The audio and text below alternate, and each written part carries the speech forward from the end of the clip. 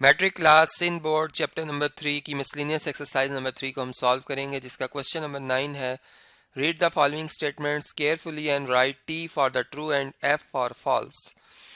Statements को बहुत एहतियात से आपने पढ़ना है, समझना है और दुरुस्त होने की सूरत में टी इसके आगे शो करना है और गलत होने की सूरत में एफ लिखना है। जैसे पार्ट 1 में अगर हम देखें तो स्टेटमेंट जो है वो लिखी हुई है कि if a number is written in the scientific notation then it is also said to be in the standard form.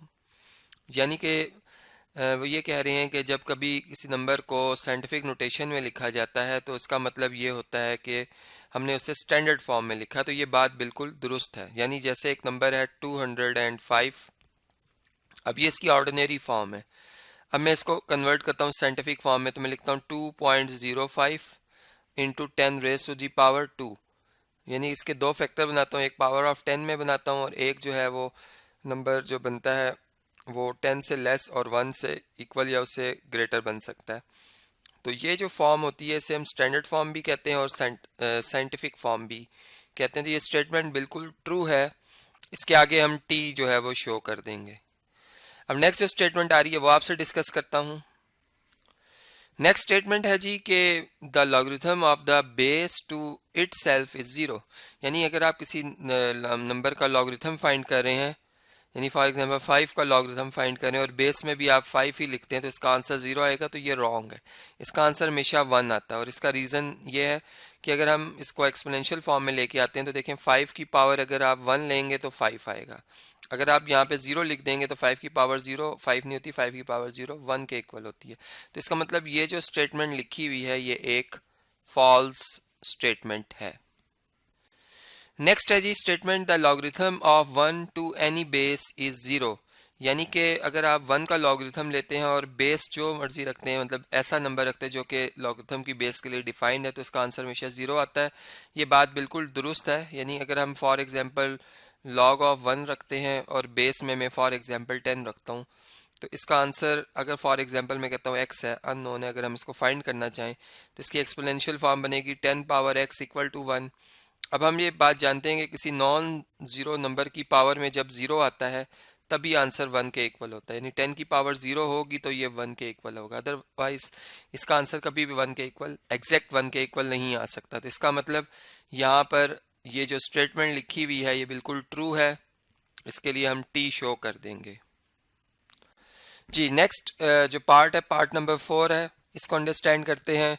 इसमें लिखा हुआ है कि the mantissa of the logarithm is either positive और नेगेटिव।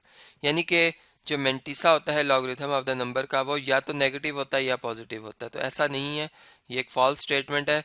जब आप किसी नंबर का लॉगरिथम फाइंड करते हैं, फॉर एग्जांपल अगर मैं नंबर एक सिलेक्ट करता हूँ 10, ठीक है, और इसका अगर मैं बेस 10 में रख के लॉगरिथम फाइंड करता हूँ तो मेरा आंसर आता है एग्जैक्ट 1, या इसको मैं कह सकता हूँ 1.0000। यानी इसका मेंटिसा जो है मिनिमम जो है वो 0 आ सकता है और इससे बड़ा आ सकता है, यानी पॉजिटिव आता है। नेगेटिव कभी भी मेंटिसा नहीं आ सकता, ठीक है। आप इसको चेक कर सकते हैं डिफरेंट नंबर्स का लॉगरिथम लेकर, तो आप देखेंगे कि मेंटिसा की जो वैल्यू आ रही है वो हमेशा पॉजिटिव आती है, ठीक है, या 0 हो सकती है, हो नेगेटिव नहीं होती है। इसलिए ये स्टेटमेंट क्या है, रॉन्ग है जी। नेक्स्ट पार्ट है पार्ट नंबर 5। इसमें लिखा हुआ है the characteristic is numerically 1 less than the number of noughts immediately following the point.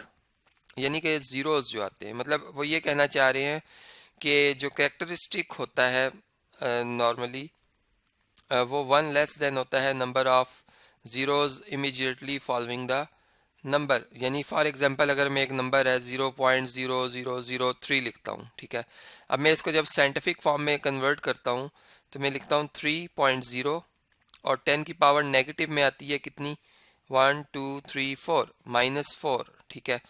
अब वो ये कह रहे हैं कि जो कैरेक्टरिस्टिक है न्यूमेरिकली ये कितना आया है, 4 आया है, ठीक है, is numerically 1 less than the number of noughts. यानी कि जो नंबर ऑफ नॉट्स हैं उनसे एक कम होता है। अभी देखिए इसमें नंबर ऑफ नॉट्स जो आ रहे हैं 3 है, लेकिन ये कैरेक्टरिस्टिक तो उससे मतलब -4 को अगर छोड़ नेगेटिव साइन को छोड़ के वैसे देखा जाए तो 4 है, या चूँकि यहाँ पर जो बात की जा रही है वो नॉट्स की बात की जा रही है, ठीक है, तो उस सेंस में मैंने यहाँ पे आपसे ये बात की है।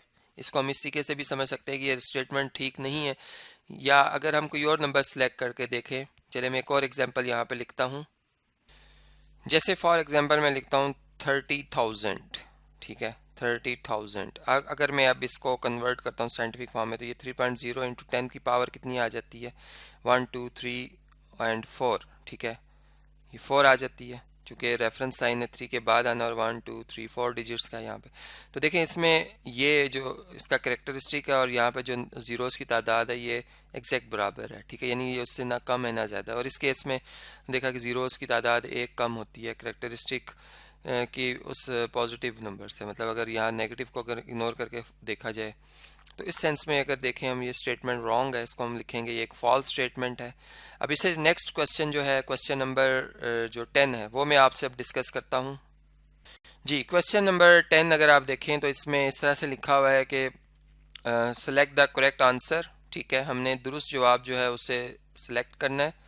और सवाल ये है कि जैसे अगर आप इसमें पहला स्टेटमेंट पढ़ें इसकी, क्वेश्चन नंबर 10 के पार्ट 1 की, तो इसमें लिखा हुआ है in scientific notation 0.000573 is written as, यानी कि साइंटिफिक फॉर्म में ये जो नंबर है 0.000 और फिर 573 को हम कैसे लिख सकते हैं। तो देखें हमें reference sign non zero digit के बाद पुट करना होता है, पहले नॉन ज़ीरो डिजिट के बाद लेफ्ट साइड से, तो 5 के बाद आएगा पॉइंट और फिर 73 और into 10 raise to the power, कितनी 10 की पावर आएगी, 1 2 3 4, यानी 4 आएगी विद नेगेटिव साइन। तो ये इसका आंसर बनता है जो कि जो कि बनता है 5.73 इंटू 10 पावर -4, जो कि सी ऑप्शन में लिखा हुआ है। इसलिए हम ऑप्शन सी जो है इसको मार्क कर देंगे, ये हमारा बेस्ट ऑप्शन होगा। नेक्स्ट है जी पार्ट 2 है the characteristic of log of 5.723 is, यानी कि अगर हम इस नंबर का लॉगरिथम फाइंड कर रहे हैं, ठीक है, ये है लॉग ऑफ व्हाट नंबर है जी 5.723, और इसमें जो बेस है लॉगरिथम की वो 10 है। तो देखें इसमें करेक्टरिस्टिक जो होगा वो ज़ीरो के इक्वल होगा, चूँकि यहाँ पर मैं इसको इस तरह लिख देता हूँ करेक्टरिस्टिक प्लस मेंटिस है। चूँकि जब हम किसी भी नंबर का लॉगरिथम फाइंड करते हैं तो इसमें जो इंटीग्रल पार्ट होता है वो रिप्रेजेंट करता है करेक्टरिस्टिक को, और जो डेसिमल पार्ट होता है वो मेंटिसा को। अब log ऑफ 5.723 में जो 5.723 है इसकी साइंटिफिक फॉर्म भी अगेन यही बनती है 5.723, और इसमें 10 रेज टू दी पावर बनती है 0, चूँकि 10 पावर 0 1 होती है। तो 0 इसका करेक्टरिस्टिक है। यहाँ से हमें पता चल रहा है इसका करेक्टरिस्टिक क्या है, 0 है, जो कि ऑप्शन नंबर सी में लिखा हुआ है, इसलिए सी हमारा जो है वो बेस्ट ऑप्शन होगा। जी, पार्ट 3 को अगर हम देखें तो इसमें लिखा हुआ है the natural logarithm has the base dash. Natural logarithm जो होता है उसकी बेस हमेशा याद रखें कि वो ई होती है, ई मीन के नेचुरल एक्सपोनेंट। तो लॉग ऑफ ई जनीसा से लिखा हो एक्स विद बेस ई, तो हम इसको एल एन ऑफ एक्स इस फॉर्म में भी लिख सकते हैं। नेचुरल लॉगरिथम ऑफ जो है मतलब नेचुरल लॉगरिथम कहलाता ही है, ठीक है। तो इसमें याद रखें कि बेस जो है वो ई होती है, जो कि ऑप्शन नंबर बी में लिखी हुई, इसलिए बी हमारा ऑप्शन जो होगा वो बेस्ट ऑप्शन होगा। नेक्स्ट क्वेश्चन है जी मतलब पार्ट है, इसमें लिखा हुआ है कि if log of x with base 2 is equal to 3 then x equal to what, यानी x की क्या वैल्यू होगी। देखें इसमें अगर हम इसको सिंप्लीफाई करें, log x है, बेस 2 है और इक्वल टू 3 है, इसकी एक्सपोनेंशियल फॉर्म क्या बनेगी, हम लिखेंगे 2 बेस में पावर में 3 इज इक्वल टू x, और 2 की पावर 3 का मतलब है कि 2 मल्टीप्लाई बाय 2 मल्टीप्लाई बाय 2, तो ये बनता है 2 multiply by 2 4 and 4 multiply by 2 8। तो 8 जो है वो हमारा इसका आंसर आ जाएगा 8। तो बी ऑप्शन जो है हमारा वो बिल्कुल बेस्ट ऑप्शन होगा, हम इसे मार्क कर देंगे। जी, क्वेश्चन नंबर जो 10 है उसका लास्ट पार्ट है, ये फिफ्थ, इसमें लिखा हुआ है log of 3 with base 5 over log of 2 with base 5, ये किसके बराबर होगा। इसको सिंप्लीफाई करते हैं। इसमें अगर हम देखें तो हम change of base of logarithm जो है वो फार्मूला यूज़ करेंगे। दोनों जो न्यूमरेटर और डिनोमिनेटर है इनकी बेसिस सेम है, ठीक है। हम इसको यूं कह सकते हैं कि अगर हम सिंगल लॉग की फॉर्म में लिखना चाहें तो log ऑफ 3 विद बेस 2 इसको हम लिख सकते हैं, ठीक है। log ऑफ 3 विद बेस 2 जो कि ऑप्शन नंबर डी में लिखा हुआ है, इससे डी ऑप्शन जो होगा वो हमारा बेस्ट ऑप्शन होगा, हम इसे मार्क कर देंगे।